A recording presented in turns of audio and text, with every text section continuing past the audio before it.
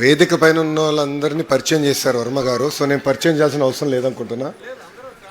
So అందరూ ఫేమస్సే, RRR అంత famous కాదు. వేదిక పైన ఉన్న పెద్దలందరికీ పేరు పేరున నా హృదయపూర్వక నమస్కారాలు. అదేవిధంగా ఈ సమావేశానికి విచ్చేసిన విద్యార్థులందరిని చూస్తుంటే నాకు కూడా నా కాలేజ్ రోజులు గుర్తొస్తున్నాయి. నేను పాదయాత్రలో కూడా చెప్పా నాకు కాలేజ్ లైఫ్ ఉండేది అని, ఆనాటి ముఖ్యమంత్రిని ఉద్దేశించి మాట్లాడుతూ. ఇక్కడున్న విద్యార్థులందరూ నేను తెలియజేయాల్సిన ఒక విషయం,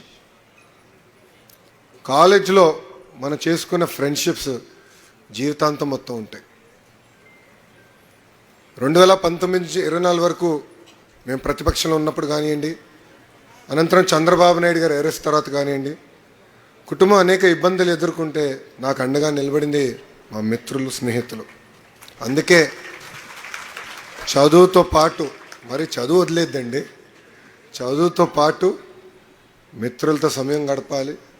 మన ఎదుర్కొంటున్న కష్టాలు కొన్ని విషయాలు తల్లిదండ్రులు కూడా చెప్పలేని ఉంటాయి, అది మన మిత్రులు చెప్పి సమస్యలు మనందరం పరిష్కరించుకోవాలి. ఉండి నియోజకవర్గం నా గుండెల్లో ఉండే నియోజకవర్గం.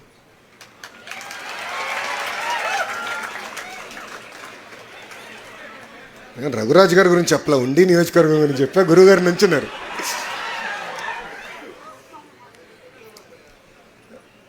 వర్మ గారు రాజకీయాలన్నీ మాట్లాడేశారు. నేను కాలేజీలో రాజకీయాలు మాట్లాడాలనుకోలేదు, కానీ ఒక్క విషయం చెప్పాల్సింది అనుకుంది ఏంటంటే, తెలుగుదేశం పార్టీ ఆవిర్భావం దగ్గర నుంచి పార్టీకి అండగా నిలబడిన నియోజకవర్గం ఉండి నియోజకవర్గం. ఒక మాటలో చెప్పాలంటే కంచుకోటికి మారు పేరు ఉండి నియోజకవర్గం. 108 ఏళ్ళ చరిత్ర ఉన్న ఉండి ZP హై స్కూల్ని రెనోవేట్ చేశారు రఘురామకృష్ణరాజు గారు. నా చేతులుగా ఆ రెనోవేషన్ని ఓపెన్ చేస్తున్న నిజంగానే నా అదృష్టంగా భావిస్తున్నా.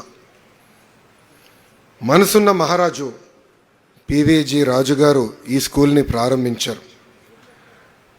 విద్యా వ్యవస్థల కోసం అనేక సంస్కరణలు తీసుకొచ్చారు. అసలు ఆంధ్ర రాష్ట్రానికి ఎయిడెడ్ స్కూల్స్ పరిచయం చేసిన వ్యక్తి PVG రాజు గారు. సిరిస్ రాజు గారు లాంటి గొప్ప వ్యక్తులు కూడా ఆ స్కూల్లో చదువుతాం జరిగింది. ఇప్పుడు మన ఫైర్ బ్రాండ్ RRR గురించి కూడా ఒక 2 మాటలు చెప్పాల్సిన అవసరం ఉంది. RRR అంటే ఏంటో తెలుసా? Real, responsible, rebel. రెబెల్ మర్చిపోకూడదు మనం. రియల్ అనే విషయం, ఎందుకంటే వ్యక్తిగతంగా ఇద్దరం దాదాపు ఒక దశాబ్దం పాటు కలిసి ప్రయాణం చేసాం. కొన్ని సందర్భాల్లో విభేదించాం, ఇదేమి అందరు తెలిసిన విషయమే, విభేదించాం, కానీ ఎప్పుడు మిత్రులుగానే ఉండిపోయాం. ఎప్పుడైతే చంద్రబాబు నాయుడు గారిని అరెస్ట్ చేశారో నాకు టాప్ మొదటి 10 మందిలో ఫోన్ చేసిన వ్యక్తి RRR గారు. వేరే పార్టీ అయినా ఫోన్ చేసి జరిగింది కరెక్ట్ కాదు, లేదు మీకు అండగా నిలబడతాం, లీగల్గా నీకు ఏం హెల్ప్ కావాలంటే కూడా గైడ్ చేస్తానన్నారు. నేను ఆనాడు ఢిల్లీకి వెళ్ళి ఉన్నప్పుడు కూడా ప్రతి క్షణం నాతో ఉండేవారు.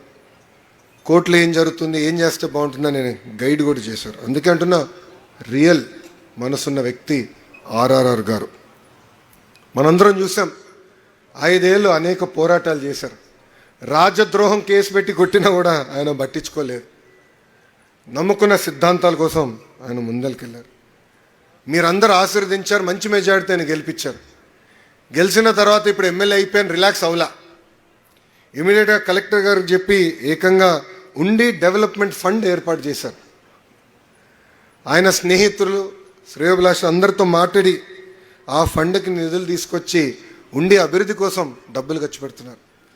ZP హై స్కూల్ అభివృద్ధి కోసం 60 లక్షల రూపాయలు ఖర్చు పెట్టారు.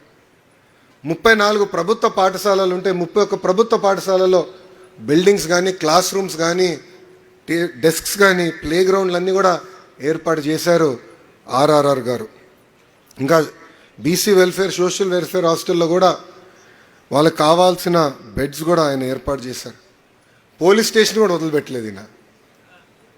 పోలీస్ స్టేషన్ అభివృద్ధి చేశారు. ఏ పోలీసులు అయితే ఆయన కొట్టారో వాళ్ళ కోసం సొంత నిధులతో వాహనాలు కొనిచ్చి ఇచ్చిన వ్యక్తి RRR గారు.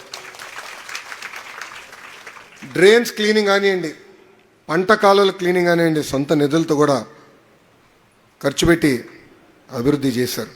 సురక్షితమైన తాగునీరు కోసం 34 వాటర్ బెడ్ ఫిల్టర్స్ కూడా ఆయన రిపేర్లు చేయించారు.